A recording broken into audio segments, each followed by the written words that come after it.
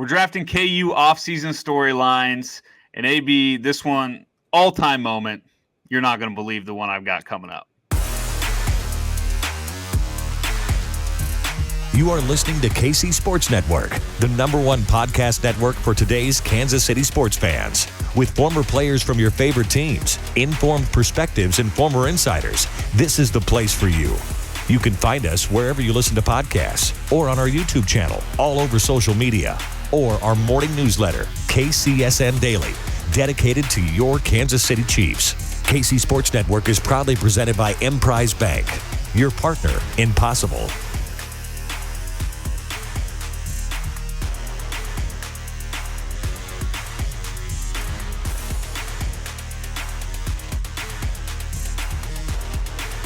All right, folks, before we get going in today's episode, we have to talk about our title sponsor. They're the absolute GOATs, Emprise Bank. AB, again, when's the last time you've been to a bank? It's probably been a while, right? It's been so long. It's not even worth my time to have to go into a bank and talk to people and see people in this day and age, Ryan. Did you have the mustache before? Like, the last time you went to a bank, did you have the mustache, or has it been that long? I don't think so. So sometimes I got to deposit my work checks. Sometimes I don't. But I'm never going into the bank. If I'm doing anything, it's just throwing the ATM, maybe doing the little tube slide thing. But yep. It's all about the mobile app. It's all about the online banking experience. It's all about the customer service. And that's where Emprise Bank absolutely kills it. They go above and beyond anyone you can find out there. So hit up Emprise Bank, go check them out. They are member FDIC, and they are the title sponsor of the Ain't No Seats podcast. So as always, we appreciate them. But all right, AB, let's get into a little episode here. Here's the agenda. We've struggled. By the way, before we get going, well, one, I said it in the ad read, your mustache looks incredible. For those not watching on YouTube, go give it a YouTube go give it a view and just check out AB's mustache. And if you're not into the mustache, come check out the amount of old school baby J or old school Jayhawk I have going on. I finally got the hat I've been begging for on Twitter. So we're in business. So mustache hat, it's an elite start to the pod. It is great. It's like another ad read. It feels like that we're doing right now for my facial hair and your clothing. But yeah. I agree. It's a great look. For both of us, if I would say so myself. It's probably overkill on the bird, but whatever. I had to pull it out. So, all right, here's the agenda. We obviously want to recap NBA draft. I think it went about as good as we could have hoped for our guys, and we'll talk a little more about that. And then we've been thinking, what can we talk about in the offseason? It's always tough. It's tough to come up with things to talk about in the summer. And so we decided, hey, what are some old storylines that we used to love talking about back in the day during the dog days of summer where not much going on in KU basketball? Could be KU football, but I think most of our storylines will be KU basketball, but we'll see. What are some old classic storylines that we remember, we loved? So we're going to draft those later in the episode. We're each going to make our top 4 picks, and we're going to see who comes up with a better list of storylines. But before we get into that, let's talk NBA draft. Obviously, I think the expectation going into the draft was, can Ochai be a lottery pick? That was the whole storyline. Was he came back, he proved himself, was best player in the Big 12, one of the best players in the country, wins the national title, MOP. The whole story was look how much money this guy made him.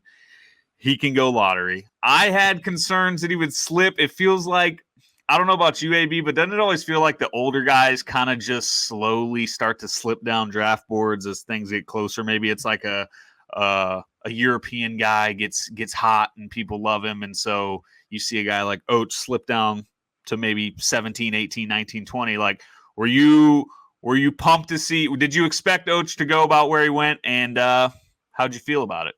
I honestly didn't know where I thought he'd go, but to your point about the older guys dropping, that always blows my mind that it's NBA guys' job, these scouts, these execs, to make decisions on basketball, and they can't get it through their head that a 22-year-old for some reason can't improve whatsoever, but an 18, 19-year-old has all the room for growth in the world, and it just doesn't add up to me. And I think Gary Parrish said this, it might have been Norlander, but any superstar in the NBA right now, LeBron James, for example, Like LeBron's better right now. He's had better years in his past than his like early 30s, later 20s.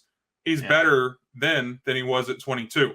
Like guys just get better regardless. So I get you want a guy that's younger, you might have him, but even then, small market teams that suck, you're not going to re-sign these guys anyway. So like by the time they're 22, 23, you're just going to lose them. So that's just my little rants on older guys. It is funny. They act like guys like Ochai are like 27 years old. Yeah, like he's got one contract left. Yeah. Yeah. And it's like, okay, yeah, he's 3 years older, but is also going to be a way better locker room guy, going to be more mature, going to be more ready for this type of lifestyle. Like, I don't know. I agree. I've always thought that too. I'm trying to think of guys in the past that have like slipped where it was kind of like, really? Like, I don't know. Maybe like even like a Dame Lillard kind of comes to mind. Like he had been in college a while. And I'm sure if Dame Lillard goes to college for 1 year and has the year he had when he left Weber State or whatever, he probably doesn't drop to 6, 7, 8, wherever he went. But the fact that he was older, he drops and they take some guys that were absolutely trash in front of him. Not going to mention the KU guy they took in front of him. But Steph too. I mean, Steph was in college for 3 years and he went 7th. Braden tweeted that picture of the big board the other day. Crazy. And I mean, it happens all the time, but it just, like I said, blows my mind that at 22 years old, you're at your ceiling and you can't get any better. When honestly, you're playing for a guy like Bill Self for 4 years and you're in that kind of situation for 4 years. That's going to teach you more about an NBA locker room than playing the AAU circuit or playing in the G League or whatever it is. Like, yeah, absolutely. Yeah. I mean, and so obviously Ochai, he goes lottery. He goes to Cleveland, which, I mean, you see that name pop up and you're not thrilled by it. Like it's not flashy. You don't love to hear someone going to play in Cleveland unless LeBron's on the roster, as you know. But I don't know. How do you feel about that roster? How do you feel about Ochai? I mean, they've got some good dudes. Darius Garland was an all-star. I don't think Colin Sexton's really worked out. I actually think they're going to end up like getting rid of him. But I don't know. They've got some young talent over there. Evan Mobley, was he rookie of the year? I'm not sure. I know he was hurt there for a minute, or he was incredibly defensively. I don't know. Mobley was awesome. Yeah, everyone thinks he's going to be sitting. Don't they have Jared Allen too? Or am I like years behind? Yeah. Okay. No, yeah. So I don't know. What do you think of the fit for Ochai? Do you like it? Is it just kind of like, what? Like, I don't know. I don't have any major hot takes about it like I would have been if he went to like Sacramento or somewhere where we just routinely see guys fail. I think it could be good. I think they've got kind of a young, exciting team that I think wants to win. It's not like they're in full tank mode, I don't think. Yeah, I mean, as a fan of the Bulls, they're in like the same situation as far as where they're going to finish the year. They're going to be probably a bottom 4 seed playoff team. Yeah. Have exciting regular season games, feel like they're in the mix, and then have no shot to win a championship. So you're not going to see him have like an Andrew Wiggins in the finals performance anytime soon, but like he's going to be playing important basketball games. Like you said, it's better that he ended up there than the Kings or the Magic or something like that, where he's just never going to be heard of again. So it could definitely be worse. You know what I can't believe? Freaking Kevin Love is still on the Cavaliers. It's bananas. And he was sick too. He was kind of good last year.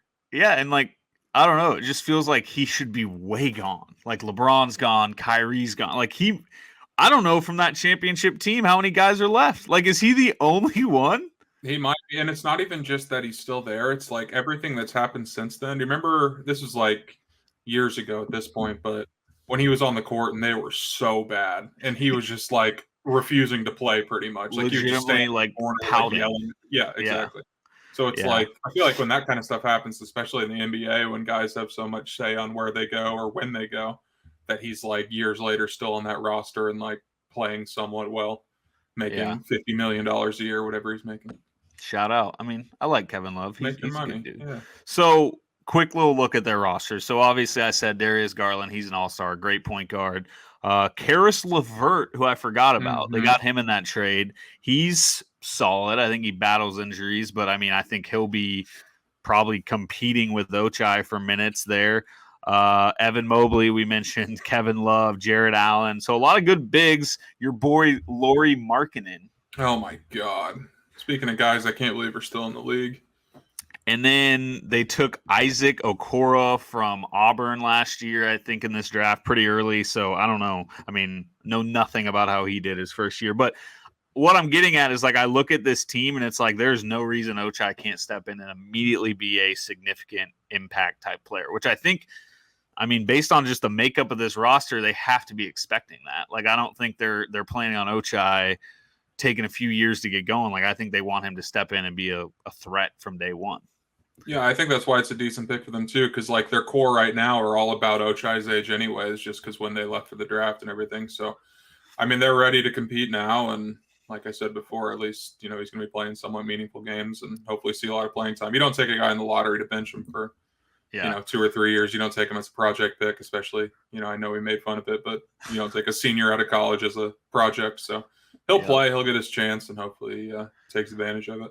The worst part for Ochai is he has to play with not only Evan Mobley, but he has to play with Isaiah Mobley, which they're brothers, and I'm sure the PTSD from that 30-point loss in the second round to them 2 years ago. I mean, probably helps that he won an Natty and can just be like, hey, congrats on beating me by 30, but take a look at my title ring here. But still, that's tough. You don't want to see that. Did they draft Isaiah, or did he sign undrafted? I want to say, God, did he really get drafted? Didn't seem like a guy that would get drafted, but maybe not. I mean, smart. Keep your young star happy. Like, good move by them. I'm trying to look up here how much money Ochai got. I think it's 3. It's like 3. Yeah, I was looking at that chart the other day because shouts to Blame Cole, but he texted me and a couple other guys and asked if there was like a contract difference between like lottery and not lottery, because I think his Vegas line was 14.5 going into the night, so he was right on the border. But I don't think there really was. It was right around 3. Yeah, I mean, yeah, him. We've said this, but like him going from probably not getting drafted last year to now making $3 million a year for the next 3-4 years for sure is just incredible. And we got to talk about our next guy, the guy that really made himself some money that I didn't expect him to go as high as he did. And it's funny because we all speculated, should he come back? Should he stay? If he comes back, he could have an Oach type year. Turns out that was so stupid. Like, Christian Braun goes 21 to Denver. I said right when they drafted, like, that's just, when I say Cleveland wasn't flashy, like Denver, like, that's just a fun place to get drafted by. A fun team, fun city, like team that's in the playoffs, team that has the MVP, which people forget Embiid was robbed. But either way, like, Denver, I think, is such a good fit for him and such just a good fit for his personality. And like, I think that fan base is going to love him. And I don't know. I was shocked at him going 21. Maybe I was just being a pessimist. I thought Oach might drop a little bit, and I thought CB could drop to second round, but clearly we were wrong. Complete opposite. Like, people loved CB, and that's probably why he didn't even wait till the end to stay in the draft. He made it pretty clear he was ready to roll. I don't know. Were you shocked by him going that early? I was in the moment, and then I kind of started thinking about it, and the NBA loves long guys that can shoot and play defense and are athletic, and that's like Christian Braun to a T. Yeah. So, like, I mean, obviously, if he came back, he would have been probably a lottery pick now that we see where he was this year. But, I mean, 21, I was not expecting that. If he was first round, I would have thought, like, 27 through 30 or whatever. And also, Shouts gets that guaranteed contract, which I mean, I don't think second rounders get, right?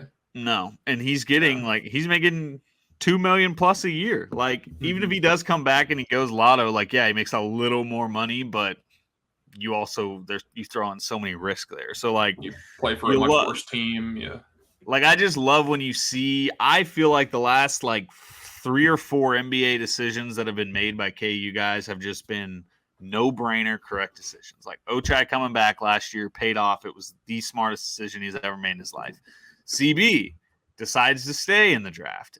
I think it will go down as a great decision because I legit, he's not going to be a star, I don't think, but I think he's just going to be that guy that's playing minutes in big games for a Nuggets team just because he's going to do all those things. Like, he's going to guard, he's going to play good defense, he's going to get up and down the court, he's going to be surrounded by Jokic and Jesus Christ, forgetting his name, but either way, he's gonna, or Porter's Murray. out there, yeah, Murray, and like those are gonna be the guys, and then CB's just gonna kind of hang out there and get a bunch of open looks. And like I think CB is best suited not to be a creator, not to be a guy that has to go get his own bucket. But if you just let CB run with you and blend into the offense and get open shots, he's gonna be so good. And so him staying was perfect decision, and then Jalen, I think, staying at KU is going to end up being a really good decision for him. So it's like, I don't know if that's a KU thing. I don't know if our guys are just getting the right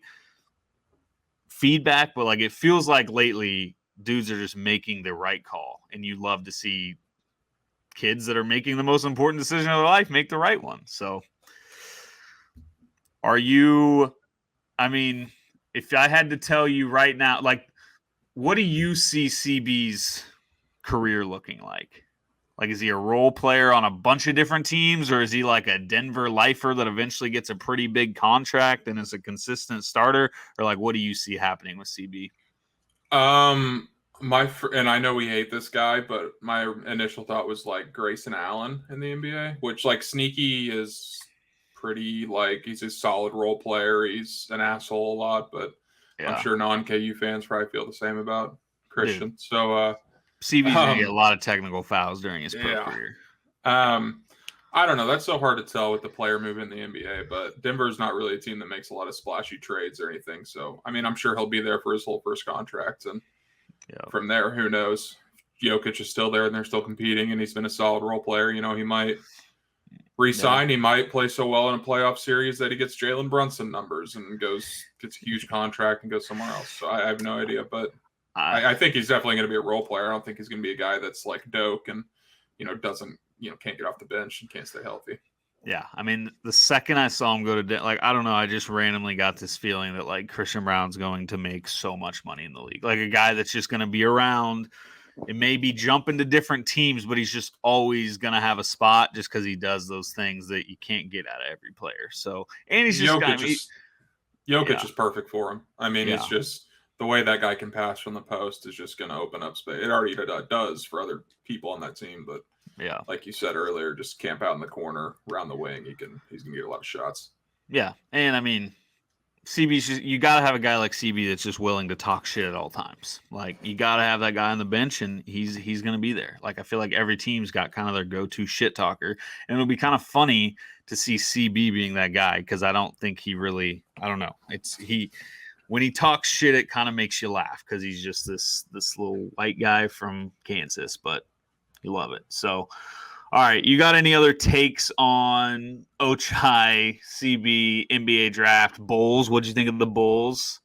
I was very confused. The last thing they needed was another like point guard or guard.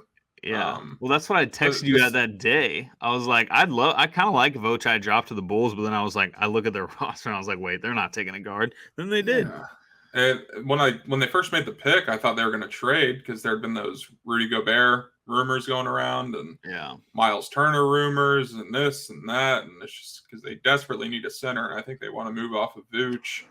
But now it's like it's completely flipped to where they're just going to ride with Dalen Terry and they're going to keep Vooch, and then they say they want a big that's going to complement Vooch, which means some ninth man. Tony Bradley just exercised the option. Maybe that could be him, but they're going nowhere. I mean, they're going to be fun, but they're not going to. Compete for it's kind of like the worst spot to be, right? You can't win a title, but you're also not going to get any high draft picks for a while. So it's just like, I don't know. If you can get in the playoffs, at least you get some fun playoff series. But like if you're like barely missing the playoffs every year, that's just a terrible spot to be. And like my dream was when they got Karnisovas from Denver to be their president of basketball. I was like, oh shit, that's perfect. The dude that drafted Jokic, when Jokic's deal's up, they just bring him in, slide him right in.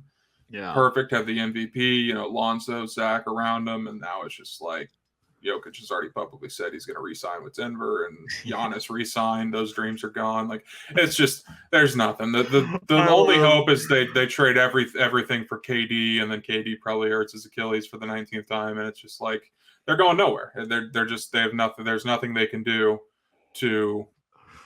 I love that you just talked about Giannis, Jokic, and KD going to the Bulls. One of them's still possible, so cross your fingers. All right. Well, that's it for NBA recap. I mean, shouts to Oach, shouts to CB. Those dudes got paid, and I think they're both in good spots, and obviously excited to see. Just one other thing on this, before we switch over to storylines. We never really seriously talked about the possibility of this, but like now that everything's unfolded the way it has, and it probably unfolded the way it always was going to, but is there any like thought in your mind that's surprising that Dave didn't really consider it more to come back?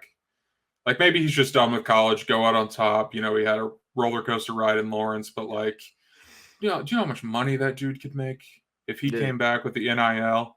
And like, I bet he can make more money doing that than anywhere he's going to play overseas, G League, you know, whatever it may be.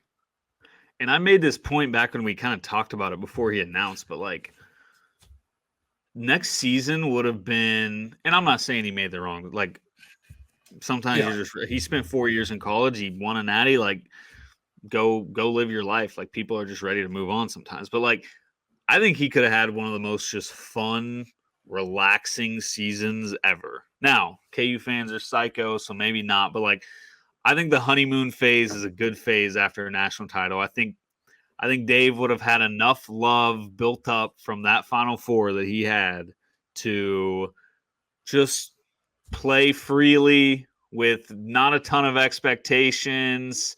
I mean, he would have had expectations, but it like, I don't know. Like, I just think he could have had so much fun and could have been spent a year being just a true fan favorite national. Like, it's Jalen's kind of going to Jalen and DeJuan are kind of going to get to live that life. Like, it's not very, you don't see starters come back from national title teams very often. And you certainly don't see starters come back from, like, he was the best player in the Final Four. So, like, if he would have been the best player in the Final Four that returns, he's a fan favorite. He's making NIL money. He's the most popular guy on campus. So, I don't know. You compare that to where he's probably going to end up, and he's going to be, I don't know, he's going to be G League or overseas, or maybe he makes a roster. I don't know. And still, he's getting paid to play basketball. Like, he's fine. Mm-hmm. But I don't know if he expected to get drafted or not. I don't think anyone really thought he would. I saw that after the draft, he kind of said, like, you know, it was kind of like he made some short post that basically was like, bet, like, I see the disrespect, or it motivates me, blah, blah, blah. So maybe he did expect to get drafted, but either way, Dave's going to be fine. He's a legend forever. And maybe it's better that he didn't come back and risk tarnishing any sort of legacy by like not having a good year or something. But it will be something I always think about, especially if we like struggle to get production at the 5 next year. Which is definitely a big concern in my eyes. But yeah, I don't know. And I don't imagine how much you would have to do to tarnish his like natty resume. Like, I know. I mean, Sharon and Cole lost to Northern Iowa as the number 1 overall seed. And I mean, people remember that game, but not even as close to amount as like people remember the national title. And they weren't like potential Final Four most outstanding player kind of guys, but I mean, they're both on that team. They both had huge moments in those games. Like, yeah. I don't know. Yeah, so I don't blame him. I'm kind of sad. No, I would have not loved at to all. see the Dave just championship tour all season, but It was just never like really considered. Like, I know we brought it up a couple times, but it never actually felt like there was a chance. It was always more of like a what if Dave actually came back. Yeah, it's just weird. Like, it's weird, but I think guys get to college, they say I'm gonna play 4 years max, and then they move on. Like, that's how college is supposed to work. So don't blame him. But all right, before we get into the KU offseason storylines, we're gonna do a quick ad break, and we'll be right back. All right, so let's get into it. We said at the beginning of the show we had no clue what to talk about. It's the just summer off season when it comes to college basketball. It's as dead as it gets when you outside of NBA draft, which we've done. So we decided let's turn the clock back. Let's look back in history. What are some of the funniest or craziest or happiest or most sad storylines in KU basketball or football or whatever history? So yeah, we're just gonna recap. Hopefully, we'll. I hope you have some things I hadn't even thought about, and I hope I have some things you didn't think about because it'll just bring up funny memories. Because I know we've had some all-time group message moments during off-season storylines. Like nothing gets you going crazier when there's just nothing going on and you're fixated on some random storyline. Message boards, Twitter, like it just always causes good content. So. AB, you requested the first pick. I will allow you to have the first pick. Are we doing the snake draft? Yeah, we can do a snake. That's fine. I don't care either way. So let me clear one thing up though, because we're naming this the off-season storylines. But my only question, as you said, could be basketball, could be football. I mean, there are some times where they don't overlap. Like if you were to do a football one that happened in say December or January. But like I say, like summer storylines, spring and summer storylines. Yeah, that's what I'm thinking. Spring, like summer, post NCAA tournament, April to September. Yep. October, whatever it may be. Okay. Yep. All right. Number 1 overall. Yep. This one's easy for me. This is the time that I felt most connected to KU basketball. This is my senior year of high school. I know you were connected to it because you were already there. This comes on, I think it was May 14th, 2013. Andrew Wiggins commits to KU. And I tied in, the whole class was sick with Joe and Wayne Selden and Frank Camp, who we were punts about. And I'll never forget, there's like a 20-minute video compilation of all 6 guys that committed on YouTube. And it's like highlights of all their highs. It's so sick. I watched it 152 times over that summer. But Wiggins committing. When Wiggins was in high school, like, I know people like to call prospects the next huge thing. Wiggins was like the hype seemed even higher for him. Maple Jordan, like he was the guy. He was the prospect, the recruit. Like everyone wanted him. And like I remember the night before it happened, there was that video that came out of the Harrison twins saying like "fuck Andrew Wiggins," and all this was happening. And then like the next day he commits on one of the last days of school. It was just kind of unexpected, but you were hoping for the best, and then it happened, and you're like, all right, we're full send. I'm going to KU for this year with Wiggins and Embiid and all this. It's very close to me. Number 1 overall pick, Wiggins commits to KU. I love it. It was number 2 on my board. Great pick. I mean, you said like the Andrew Wiggins mixtape, like I can still like the instrumental is burned into my head of like it's probably not even close to that, but like you know what I'm singing right now. Just the dude jumped like you'd never seen someone jump. And then when you started to think, holy shit, this guy's going to be doing this in Allen Fieldhouse, like it was an all-time just surreal moment. Like KU, we get big-time recruits, but we don't get generational type. I don't know. Like it's been a while since like we didn't get I'm trying to think who was similar. It would have been like if freaking LeBron committed and went to KU. Maybe that's a little aggressive, but like you say that, but like in the moment, it wasn't that crazy. Yeah, no, that's how big of a deal Wiggins was. So if you guys are younger and don't really remember it, like Wiggins was like top class prospect. Like it was insane the hype he was getting. I remember I was in the dorms at KU my freshman year, and we just like it was like we just went like everyone just went nuts. Like this, it was just a simple tweet. You remember that guy? His name was Grant. Yeah, I sure do. Some Grant guy Traylor. named Grant Traylor got for like 24 hours because of Andrew Wiggins gained like a massive Twitter following, and you just like you woke like I remember I woke up really like probably skipped class. I think I woke up super late because it was like a late morning announcement, and just like roll over. Open Twitter. As I'm opening Twitter, dudes on my dorm floor are running into my room to be like, holy shit, we got Wiggins. And I just open my phone and there's the Grant Traylor tweet. We all go nuts, run up and down. Like just a stunning moment. Like, because it just felt he was Florida State bound. That's where his family went. And if he wasn't Florida State, he was Kentucky. Like it was just KU never had that much smoke, and Wiggins just shocks the world and picks KU. Like it was just a great moment that I will legitimately remember forever. And I love the more that Wiggins does in the NBA, the better it gets, because now like in 20 years, we can at least say like, yeah, so Andrew Wiggins was the top prospect, and yeah, he didn't end up being LeBron, but he's an NBA champion now. He was the second, third best player on a championship team. So it's like he didn't live up to what the expectations were, but like people are gonna know who Andrew Wiggins was forever. So this story will hold true. It's not really like some other recruits we may have on the list that I won't say. But yeah, great pick. I don't know if it would have went number one, and I think you're gonna think my number one pick is controversial. But it was just a no-brainer, and I didn't do it as much because of like what we and you necessarily participated in and lived it, but I kind of thought like I wanted to bring it up so we could talk about what it would be like today. And so my number one was Roy Williams loses the national championship game and goes to freaking North Carolina, and now KU, fresh off 2 Final Fours with an entire starting lineup practically coming back, is looking for a coach. Like, can you imagine if in 2012, or I don't know. That's the perfect example.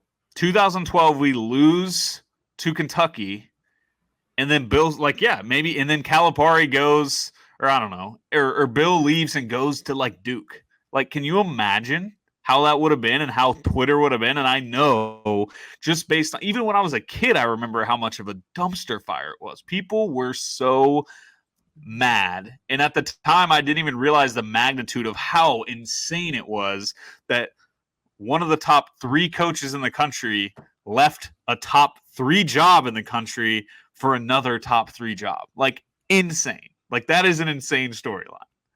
Mm-hmm. I don't remember a whole hell of a lot from it just because of our age and everything. But one thing I do remember is I had like a doctor's appointment, and my dad, we were walking out to the car, we get in the car, and sports radio is on. And all of a sudden I hear the voice of like a childhood friend's mom on the line calling into sports radio, like freaking out about Roy leaving. And it was a disaster. And like you said, if it happened now with Twitter and with us being older, who the fuck knows what would happen? We would be think of us during KU football coaching searches. Imagine us during a KU basketball coaching search, which like the Kansas basketball program determines like 40% of my life happiness. So like a coaching search would be very important. And so to think back, I mean, we threw out Tom Crean, we threw out Joe Holiday, Mike Bray. I mean, could have gone so much worse. I should have looked up other names we were looking at. There's some hilarious. Ernie Kent from Oregon. Can you imagine? Ernie Kent. Is that his name? Names was our head 2020. What's our head coach? Ernie Kent. Oh man. So yeah, just a insane storyline. I mean, the fact that Roy turns them down in 2000, people think that's over with. They got Doherty, now they're move on. Doherty stinks, and then 3 years later, it's all happening again. Fresh off coming a couple missed 3-pointers away from and free throws of winning a national title. So it's like just nuts to think about. So like we said, we weren't necessarily that actively involved, except for I do remember I remember my dad didn't want Bill Self because he didn't like the style Bill Self teams played, which that was a big take. You go from fast run and gun Roy and now Bill's adapted. But like Bill, when he came over from Illinois, was like a hard nosed, walk the ball up the court. We saw it, like just try and get easy buckets inside that high-low. Like that was just so different from Roy. So people were like melting down, and I don't blame them. I would have been too. So luckily we didn't go the Duke, North Carolina route, which I know North Carolina looking good right now, but like just hiring an assistant coach is so lame to me. So we'll see how those work out. Not convinced it's going to be that good for either of them, but we'll see. Great pick. Yeah, it was number 2 on my list. Yeah. One thing I will say just on that note is, what if Mizzou would have hired Bill Self a couple years before we got him? Just how much changes that little butterfly effect? Because like, as much as we'd like to think he'd leave Mizzou to go to KU just because the job's so much better, like he's probably not. Not after a year, because wasn't he was going to go to Mizzou a year earlier, right? So it was either a year earlier or a couple years earlier. Was it when Snyder left, or was it when Snyder came in? They I think hired Snyder Quinn came Snyder in instead. from So Duke, yeah. yeah. So it would have been 02 or yeah, probably. I can Yeah, look it up, maybe but yeah, 01, maybe it was 01. around Yeah. the same time. But yeah, just like a crazy butterfly effect that like what else happens. I was trying to look this up and my voice memo started typing in everything I said, which was really weird to see him like on my phone. But yeah, just kind of bizarre. I always wonder where we'd be if one little thing went differently. If Ernie Kent led the Kansas Jayhawks for the last 20 years. Is Mike Bray the clear number 2 if we wouldn't have gone with Bill? Based on how Tom Crean's been and how I think for a while you could have made the argument that Crean would have been fine, but boy, does Crean stink. Like he has been so bad since what if I told you Quinn Snyder went to Missouri in 1999? God. So they were interested in Bill before he even went to Illinois. I guess I forget which that makes part a lot of story. sense. Illinois is like probably a better job, but so that story, honestly, it's probably unfair to Missouri fans for us to be like, oh, they passed on Bill Self. Yeah, they passed on Bill Self before he had even. Self. Yeah. So that, I mean, we'll cut that out and we'll continue to pretend that they passed on elite Bill Self. But what happens is if he goes to Mizzou, then he probably ends up at Oklahoma State, right? Oh, you're not having that Band-Aid rip-off rivalry, and then when Sutton retires, he goes there. Oklahoma State or like 100% NBA. Like I think, I think when you're at a school like Missouri, that no offense, Tucker, if you're listening, our producer, like if you're, I don't think you're turning down many NBA jobs to stay at Missouri, but he probably has turned down some conversations because he thinks he's at the best job in the country. So, all right.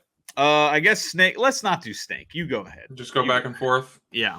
All right. So I'm glad we did that because I think there is like a pretty clear top 3. And I'm going Brandon Rush and E like that. And obviously, I don't know if you want to look at it from in the moment when it happened or like looking back on it, but like we don't win an Natty if Brandon Rush's knee is healthy through NBA workouts or whatever he did to it. But like him tearing his ACL in the offseason, deciding to come back, playing on it in the winter next spring leads us to a title, first one in our lifetimes. If Chalmers doesn't hit that shot and we still win the game, like if the championship game just unfolds differently, Rush is probably the tournament and most valuable player. So yeah, there's not really more to say on that for me, but I'll take Brandon Rush at 3. Coming back. You talk butterfly effect type things. It's like, I mean, that team goes from returning their top 4 players or top 4 of their top 5 players to all of a sudden losing their 2 best players. Like they're down Julian Wright and they're down Brandon Rush, who were pretty, I think, clearly the 2 best players in 07. So yeah, you go from national title expectations to probably, I mean, who knows what happens? Like who jumps in to the starting role? Do you end up starting Sharon, Russ, Rob, Chalmers at the 3 with Darrell Arthur and Darnell Jack? Like, I don't know. Like, is Roderick Stewart starting? I could see Bill doing something like that for a senior. Like, I don't know. Maybe they tell Darrell to play a 3 and then you didn't have transfer portal back then, so it's like you couldn't just go like we could now. We just go find a guy and fill him in. But it's wild to think. I mean that, and weirdly, like the dude tore his ACL in like April and played in the November for us. Like, just I felt like a pretty aggressive rehab schedule for a guy to play in November college basketball that meant absolutely nothing. But like I remember he was on a restriction minutes against Arizona early in 08, and Bill just blew him over the minutes. Game went to overtime. Rush played like almost the entire game. And it was like, well, okay, I guess he's back. So yeah, obviously that doesn't happen. I don't think we win the title. And that's just, we've always said, winning championships is extremely hard, and sometimes you just got to have fluky things, which sounds awful to say a guy tearing his ACL, but I think Brandon Rush would agree. He's probably happy that happened. Yeah. Probably made him more money, gave him more memories. Yep.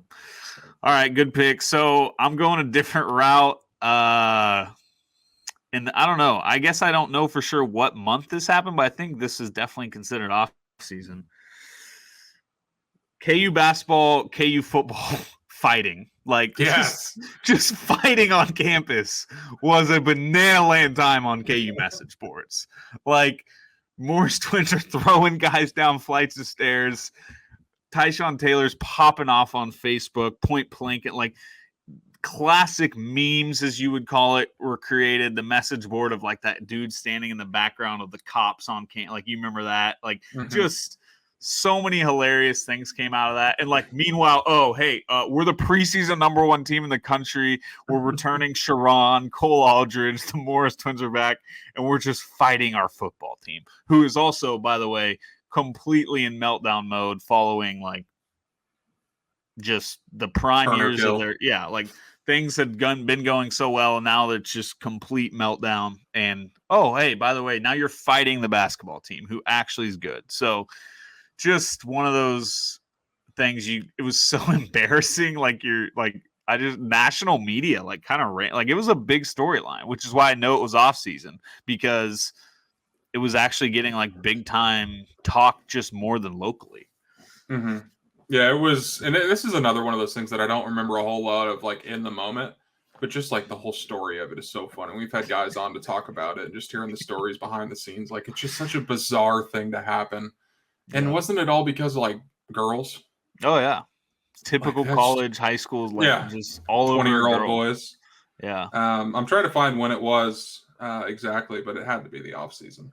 It was like, I want to say maybe like August though, like early of the school year, so right before football maybe. But September 23rd, middle of the football season. Wait, the football season was happening? Oh man! This article is from September 23rd, 2009, titled "Kansas Jayhawks Tyshawn Taylor injured in a scruffle." But yeah, said a fight took place on Tuesday evening in the University Student Union building. That's just hilarious. Yeah, so bad. I remember Bill doing like interviews, just being so disgusted. Like, and the player, like, we've since had players on that like talked about how assistant coaches were on like speed dial, ready to come running on the campus to break things up. So yeah, not the brightest moment in Kansas sports history, but certainly one that I will not forget. It's a funny one. It's unique. That leaves a few for me. I think I'm going to go a little bit of a not really a happy one, but something that's just like very confusing. Even to this day, I'm going with the NCAA FBI drama. When that came out, and it like, when it first hit, and there was all sorts of speculation on who's involved and which teams did this and which teams did that and which players did this. And then like slowly but surely names kept dropping out. And it's still going on. We still don't know what's going to happen with it, which I think is what makes it an even better pick, is that 5-6 years down the road, we still don't know what the hell's going on. But when that first dropped, I had no idea what to think. I thought like Bill might be done. I thought that we'd never be good again. Like, dude, the headlines were so, and I mean, probably rightfully so, but looking back, the headlines were like so dramatic. Like, yeah, oh God, college basketball will never recover. It will never be the same. Like, there will be people going to prison, which I guess one guy did go to prison, but like, I don't know. It's hilarious to think after all that, here we are. We've won a national title. We've been affected by the recruiting. We've gone to a Final Four, won a national title. Like, so stupid. Like, but crazy. Like, the whole story is nuts. Wiretaps, fake, like creating fake, what was it? What were they pretending to be, agents or like guardians of I don't know. I can't even remember what they were doing, but it was just wild. Like, it was just straight out of a movie. Yeah. It's been a storyline for so long, and it's like, I don't know. We're like, we've said it a couple times, we're sitting here 6 years later and we don't know if we're going to get in trouble for it, like this upcoming season or the next upcoming season or whatever it may be. All because of the same story. And it was kind of cool because you got to like see Bill self-texting the Adidas guy saying we good? Like, we good. You got to see other texts that were some texts from like assistant coaches that were just so blatantly illegal. So yeah, did not make my list. That's a good pick. So I've got, I'm torn on one, but I'm going to hold off and take it as my last pick because I don't think you're going to take it. So I got to bring one that just like it's more of like a podcast thing because it was nothing. We've never stressed more as a podcast than this night, and we've talked about it. We just made a joke about it the other day. You sent a Snapchat of Bomb Pop. Was on my list. Udoka just running it to the very end. So Doak returns at the end of the 2019 season, but he runs it to the final minute. Like we stay up all night till midnight waiting for Doak to decide if he's returning or going. And he just doesn't. He doesn't make an announcement. He just lets the deadline pass and doesn't tell a soul, or at least doesn't publicly tell a soul, which I don't think he told the team because Mitch, we were trying to find out from Mitch. He didn't know. There was no leak KU journal. Like, people just didn't know. Like, and we were like, our group message that night was in shambles because we were like, what is going on? Like, I wanted to go to bed. I was like, is this dude going to decide? And he was just like, no, I'm good. I'll let this just casually come out tomorrow at some point. Like, I'm not going to tell anyone. I'm just going to go on with my life. And you got to kind of respect Doak. He's like, I'm not making some big announcement. I'm just not entering my name, but I'm also not going to tell anyone I'm not entering my name. So just, yeah, I mean, all time. It was moment. great. Like you said, great pod moment, but also like was the beginning, you could kind of say, to a team that was, we'll never know the actual destiny of what they would have done, but they were sick. They were, regular season champs, if you want to call it that. But an overall bizarre year of college basketball, and that's kind of what kickstarted it. So I like it. And since I brought up the Bomb Pop, I got to tell the story. So keep in mind, folks, we're all sitting in our houses. We're in a group message. There ain't no seats group message, and we're just waiting for a Doak announcement. Like, we're waiting for one of us is going to get the screenshot on Twitter, fired in the group message. We're going to celebrate the Doak's back. And AB, who's been known to do this, he drops in the group chat and just says breaking. And so I lose. Like, I'm like, hell yeah. I rush to Twitter. I'm refreshing. I'm like, yes, he announced. Like, what happened? What happened? And AB, what'd you say? What'd you say word for word? I said I've ran out of bomb pops, and the Bax household is out of bomb hops, or something like that. I was so something mad. Ridiculous. I'm not gonna lie. Like, I was, dabbling in a certain plant, and I was just having a great time, just kind of passing along. You guys were way more stressed about it than I was in that very moment, and I just thought it'd be fun to mess with you guys. The Bax household is out of bomb pops. Breaking news. I could probably find it if I just looked at my text. Maybe I'll save that for after. But yeah, it was. So stupid. It was something. But I had that on my list. I tied it in with Dotson and Grimes because I feel like that was a whole nother story in itself. When Grimes said he was coming back and the whole roster was like going crazy and Sylvia was pumped. It's like, Grimes, baby. And then Rothstein or someone's like, Quentin Grimes withdraws from the NBA draft, but will transfer. Yeah. Crazy. It was something. I almost took that there, but held off. I'm stuck between two. These are my last two. All right, I'm going to go with it was a random summer morning. I'm at work working for Coca-Cola at a random grocery store getting trained. Wasn't supposed to be on my phone. Hop on Twitter, saw about 5 tweets, and one of the tweets said, Malik Newman is transferred to Kansas. And I know maybe a little off the radar, but he was like, top 5 recruit coming out of high school. We thought big-time mixtape. Chance. Yeah, huge mixtape. Yeah. And we were kind of pumped about that team anyways, but we thought that he was like a huge deal to come. And obviously it took a while to figure out, but once the tournament came around, I think that's kind of why I took it, that Final Four run was like him. Like, he was the guy, even with Devontae and Doak and all those dudes. Like, legitimately a historic NCAA tournament for a KU player. Yeah. Like, didn't he score every single point in overtime? Yeah. Against Duke. Like, insane. And like in a crazy all-time KU game, like, he was the one that stepped up, put up the numbers starting the Big 12 tournament, late regular season. And yeah, he was frustrating at times, but when it mattered the most, he went all Dave McCormick on us, and that's what we remember him as. So I'll take Malik committing to the Kansas. That one was awesome because, he was a guy you watched his high school mixtape all the time. You really wanted him, felt like he was going to end up at Kentucky or KU or what, and then he ends up at Mississippi State, which is kind of lame, and you forget about him. And then he transfers and you start firing up the old YouTube again, and you're like, okay, this guy could be something. And it took a little bit. He kind of stunk early on, but turned into, you could kind of say, a You can for sure say a tournament legend.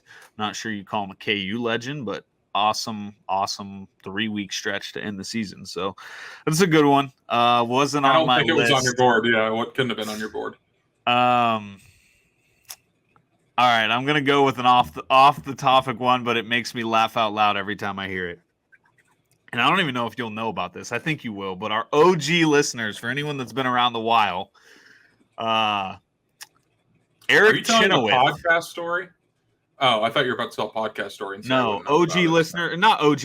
I should say like, I don't want to offend anyone, but like a little older listeners. So people that are in college now or fresh out of college may not remember this storyline. But Eric Chenoweth was like expected to have a big time season in his junior or senior season.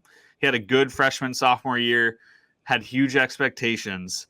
And KU fans lost their mind during the summer because Eric Chenoweth allegedly traveled around the country going to Dave Matthews Band concerts. Like, have you not heard that storyline? I've heard a couple references to it, but I've never like heard the full story behind it. It's so funny to think about. Like, guys are back grinding in the gym, and Eric Chenoweth just following the Dave Matthews tour bus to every concert. Sure. I mean, you got to love Dave. Yeah. I was trying to think, like, what would that be like today? It'd be like if freaking Zach Clements went and followed like Harry Styles around the country. Sure. Instead of him, I guess maybe Bieber's more, but Bieber's a star. Like, I don't know if anyone judges following Bieber. T's and P's to him. What the hell's going on with his face? That's scary. That's true, but yeah, I don't know. I don't have much. I don't remember. I remember it's one of those things you hear, like guys that were in school around then, a few like probably 5, 10, 12 years older than us. Like, I remember Eric Chenoweth, but I certainly wasn't plugged into the offseason drama back then. But like, just to think that message boards were raging because they were like, Chenoweth's at another Dave Matthews concert. Like, how'd they even know that? Like, I don't know. Just I had to put it on my board. Dave Matthews isn't even that good. He's not even going to average a double-double now. Great. I love to just picture that happening in today's world. So just I had to get it on the board. Chain smoking blunts every fucking 2 seconds. Going, listen to Dave. It's like the Grateful Dead are back. He's just traveling everywhere to go see him. Yeah, it's amazing. So, all right, that's my board. You have any honorable mentions? I've got only one left that I didn't get to. I had like Josh Selby committing. Sure. That was like the first like 5-star we got, right? Or like yeah, one and done kind of vibe. Yeah. Oh, and I also had Xavier Henry decommitting and committing. Yeah. Good storyline because he went to Memphis, which kind of pissed everyone off and shocked us. And then Calipari leaves Memphis. You're kind of worried he's going to go to Kentucky with him, and then he ends up coming to Kansas, which we've heard from people that, I mean, we love Xavier, but like the whole stuff with his dad and everything was just kind of like a lot to handle. But yeah, I had that on the board. I had J.R. Giddens and the Moon Bar stabbing incident. That was kind of wild. Had Cole and Sharon returning. Like, that was a pretty great moment, but I just didn't remember. I don't know. I guess I kind of expected Sharon to return. Since we've talked more to Sharon, he's been like, no, I was going to go. Like, I wanted to leave. So I think that's almost become more shocking to me. My last one was LeGerald Vick being totally gone and then just randomly ending up back on the team, has a new number and gets kicked off the team in like 4 months. But do you remember when I looked at you and I said, what kind of odds would you give me on this is LeGerald Vick's final moment as a KU Jayhawk when he got benched for screaming at the whole coaching staff in Manhattan? It was awkward. And sure enough, never came back. Well, we're sitting in his mom's seats that she gave us. We were so convinced we were sitting courtside for that, and we're like in the back corner. Lala put us in the worst seats in the building. Turner's up there breaking his hands because the over hit. It's just KJ Lawson had the 3 to hit the over, and Turner punched time, baby. K-State fans were so confused. They were like, "Why is he raging? They just made a shot," but it's because he had second half under. So the only one we haven't got to yet on my list. This one ended up not being a huge deal, but Silvio De Sousa cleared. I thought that was, and maybe that's more of a pod moment because that's like early pod days, and we were so juiced. Like, No, but that was like such a win. big storyline, and it just felt so good when it was like, okay, great, we can go full send. He's back. Yeah. We're going to be sick. And this was before 2020, right? Yeah, this was before he this was like held a stool over a guy's head. 6 months before that happened. But no, we were juiced. The group chat was flying that day. We got on the pod pretty much immediately to get something out. Like, that was just it weirdly felt like we just like won a war. Like we'd been at war with the NCAA, and even though Silvio had still sat out like an entire season or whatever, but like we didn't know if he'd be ever get to be back. So yeah, that was a great moment. Plus, you're just happy for Silvio in the moment. Like, he just deserved it. So yeah, that was a good one. Didn't make my list, but I love a good draft. I could draft every episode, man. It really gets my blood going in certain areas of the body. Yeah. So we had a little different. I was shocked I went with 2 pre-2004 storylines, which was kind of stupid. But like when I thought of the Eric Chenoweth thing, like I couldn't leave it off. I probably should have just held it for honorable mention. But like that is so funny. The dude toured Dave Matthews. Like, probably not even true, but KU fans being the way we are, like. Imagine being a college kid trying to have fun and go to your favorite band's concert and like just getting trashed by your fan base. So Zanga. All right, well, fun episode. Glad we could hop on. Shout out Ochai. Shout out CB. Let's hope they have 20-year NBA careers, make hundreds of millions of dollars, and shout out Wiggins. I know we mentioned it, but congrats, national or NCAA. I can't even say it. NBA champion. Curry obviously is sick, but a couple things go a different way. Maybe you could give him a he NBA was the second best MVP. player on the team, right? He Absolutely. Like Clay was not good. No, and Draymond, like, yeah. Do you have thoughts on Draymond at this point? Like, I know you've always been a Warriors hater, but I don't love Draymond. I think he's like but I kind of respect him. Like, he's just always you want guys to be more open and just not give like the boring answers in media. So I kind of respect him, but he's also just such a prick. Like, I don't know. It goes both ways. Like, I like the fact that he's willing to get out and say whatever's on his mind, but also I'm just like, can you shut up sometimes too? Like, he's a little too much, and he's not quite good enough to be the way he is. That's the problem. If Draymond was like a little better, I could handle it, but he's kind of bad sometimes. So and you've made a turn on the Warriors in general. So like, I just love Andrew Wiggins. Got so much slander for no reason. The dude's averaged 15 plus a game for like a ton of his career. Won Rookie of the Year. Like, the guy's fine. It's got just a max contract. Got a max contract when people were complaining about how bad he was. Meanwhile, still gets a max contract. Like, I don't know. People he deserved to just get this, and hopefully it started in the All-Star game. Like, I don't know. The guy, he's a good dude and deserved this. And I hope all his haters are feeling stupid now. So well, it's very similar to his KU career too, where he was like really damn good, but like expectations were so crazy that it just felt like he didn't live up to them, when in reality he was sick. Yeah, for the most part. Good point.